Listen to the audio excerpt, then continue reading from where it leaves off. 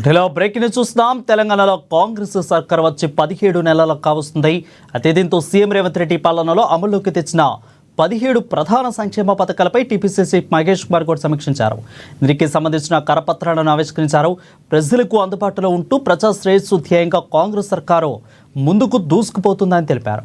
ఈ కార్యక్రమంలో టీపీసీసీ కార్యదర్శి భోడు రాకేష్ కుమార్ రూపొందించిన ఈ కరపత్రాలను రాష్ట్ర వ్యాప్తంగా ప్రచారం చేయాలని టీపీసీసీపీ ఆదేశించారు.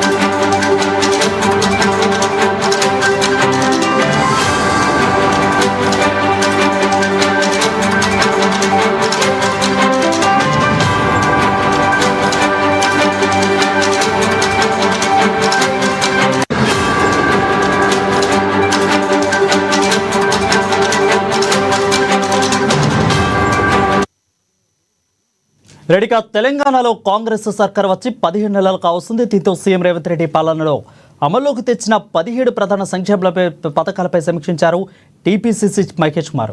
అయితే దీనికి సంబంధించిన కరపత్రాలను ఆవిష్కరించారు. ప్రజలకు అందుబాటులో ఉంటూ ప్రజా శ్రేయస్సు ధ్యేయంగా కాంగ్రెస్ సర్కార్ ముందుకు దూసిపోతుందని తెలిపారు. ఈ కార్యక్రమంలో కూడా కాంగ్రెస్ పార్టీ నాయకులు పాల్గొన్నట్లుగా తెలుస్తోంది. దీనిపై అవినీతి సమాచారం మా ప్రతినిధి హరీష్ లైవ్ ద్వారా అందిస్తారు. హరీష్, చెప్పడి యొక్క 17 నెలల పాలన ఏ విధంగా ఉందని టీపీసీసీ మహేష్ కుమార్ గౌడ్ చెప్పారు. రైట్ వరుణ్, ఇదైతే తెలంగాణలో ప్రజాపాలన 17 నెలలకు సంబంధించి కూడా 17 నెలలకు సంబంధించిన సంక్షేమ పథకాలకు సంబంధించి 17 ప్రధాన ఏదైతే అభివృద్ధి సంక్షేమ పథకాలకు సంబంధించి కూడా ఈరోజు కరపత్రం PCC chief Mahesh Kumar Goud release చేయడం జరిగింది. రాష్ట్ర వ్యాప్తంగా కూడా దీన్ని పంపిణీ చేసేందుకు కూడా టీసీసీ సిద్ధమైంది. ఇక దీనికి సంబంధించి బొడ్డు రాకేష్ కుమార్ టీపీసీసీ సెక్రటరీ, ఆయనకు సంబంధించి కూడా పార్టీ కార్యక్రమాలకు సంబంధించి కూడా విస్తృతంగా ప్రచారం చేస్తూ ఉంటారు. గతంలో కూడా ఏదైతే రాష్ట్ర ప్రభుత్వానికి సంబంధించి కూడా ఒక డ్రగ్స్ ఫ్రీ తెలంగాణ ఒక నినాదాన్ని తీసుకుంది. తెలంగాణలో డ్రగ్స్ పై కూడా ఉక్కుపాదం మోపేందుకు సీఎం రేవంత్ రెడ్డికి సంబంధించి కూడా ప్రత్యేక చొరవ తీసుకుంటున్న నేపథ్యంలో కూడా కరపత్రాలకు సంబంధించి కూడా రాష్ట్ర వ్యాప్తంగా కూడా విస్తృతంగా ప్రచారం చేశారు. ఇప్పుడు సంబంధించి అంటే ఈ 17 నెలలలో ఏదైతే కాంగ్రెస్ ప్రభుత్వం తీసుకొచ్చిన 17 సంక్షేమ పథకాలకు సంబంధించి కూడా కరపత్రాన్ని ఈరోజు పిసిసి చీఫ్ మహేష్ కుమార్ ద్వారా ఆయన ఏదైతే ఆయన చేతుల మీద కూడా విడుదల చేసిన నేపథ్యం అయితే కనిపిస్తా ఉన్నది. దీంతో ప్రధానంగా రైతు రుణమాఫీకి సంబంధించి కావచ్చు, ఇప్పటికీ కాంగ్రెస్ ప్రభుత్వం ఎన్నికల ముందు ఇచ్చిన ప్రధాన అంశం 2 లక్షల రుణమాఫీ రైతులకు చేపడతామని చెప్పింది. కాలంలో రైతు రుణమాఫీ కూడా చేసిన నేపథ్యం ఉన్నది కాబట్టి ఇక రైతు భరోసాకు సంబంధించి కూడా పంట పెట్టుబడి సాయంకి సంబంధించి కూడా 15,000, రైతు కూలీలకు సంబంధించి కూడా 12,000, సన్నవడ్లకు సంబంధించి కూడా 500 బోనస్ ఇస్తామని చెప్పింది. ఇక దానికి కూడా ఇప్పుడు ఆ పథకానికి సంబంధించి కూడా సంక్షేమ కొనసాగుతా ఉన్న నేపథ్యం అయితే కనిపిస్తుంది. దాంతోపాటు ఇందిరమ్మ ఇళ్లకు సంబంధించి కావచ్చు, ఇందిరమ్మ రైతు భరోసా కావచ్చు, 200 ఉచిత విద్యుత్కు సంబంధించి కూడా ఉచిత కరెంటు 200 వరకు విద్యుత్కు సంబంధించి కూడా ఆ పథకానికి సంబంధించి, అలాగే 500కి గ్యాస్ సిలిండర్, అలాగే సన్న బియ్యం పంపిణీ, అలాగే మహిళలకు సంబంధించి కూడా మొదటి సంబంధించిన సంక్షేమ పథకం ఉచిత సంబంధించి కూడా రాష్ట్ర వ్యాప్తంగా తెలంగాణ ఏదైతే ప్రాంతానికి చెందిన మహిళలందరూ కూడా ఉచిత బస్సు ప్రయాణం కల్పిస్తా ఉన్నారు. సో దాంతో పాటుగా 5 లక్షలకు సంబంధించి కూడా గతంలో ఆరోగ్యశ్రీ ఉండే పథకానికి సంబంధించి కూడా దాన్ని అప్గ్రేడ్ చేశారు. 10 లక్షల వరకు కూడా ఆరోగ్య సంబంధించి కూడా రాజీవ్ ఆరోగ్యశ్రీకి సంబంధించి కూడా వైద్య ఖర్చులకు 10 లక్షలకు సంబంధించి కూడా అప్గ్రేడ్ చేయడం. దాంతో పాటుగా రాజీవ్ యువ వికాసం పేరుతో కూడా ఈ సంక్షేమ పథకానికి సంబంధించి కొనసాగుతా ఉన్నది. జూన్ 2న దీనికి సంబంధించి కూడా 4 లక్షలు ఎవరైతే రాష్ట్రంలో విద్యార్థులు ఉన్నారో వాళ్ళు చదువుకొని సంబంధించి కూడా గ్రాడ్యుయేట్స్ కావచ్చు, అంతా కూడా వాళ్ళ నైపుణ్యాన్ని ఉపయోగించి ఇతర మార్గాల ద్వారా కూడా ఏదైతే 4 లక్షల లోన్ తీసుకొని ఇతర కార్యక్రమాలకు సంబంధించి కూడా వ్యాపారాలను నెలకొల్పుకునేందుకు రాష్ట్ర ప్రభుత్వం ఒక సంక్షేమ పథకాన్ని తీసుకొచ్చి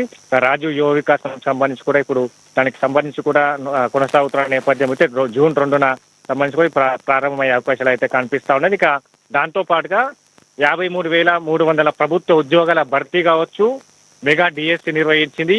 ఇక దాంతో పాటుగా ఏదైతే టీజీపీఎస్సీ ప్రక్షాళనకు సంబంధించి కూడా ఈ ఏదైతే టీజీపీఎస్సీ ఉద్యోగాల గ్రూప్ 1, గ్రూప్ 2, గ్రూప్ 3, గ్రూప్ 4 ఉద్యోగాలను భర్తీ చేసిన నేపథ్యం కావచ్చు.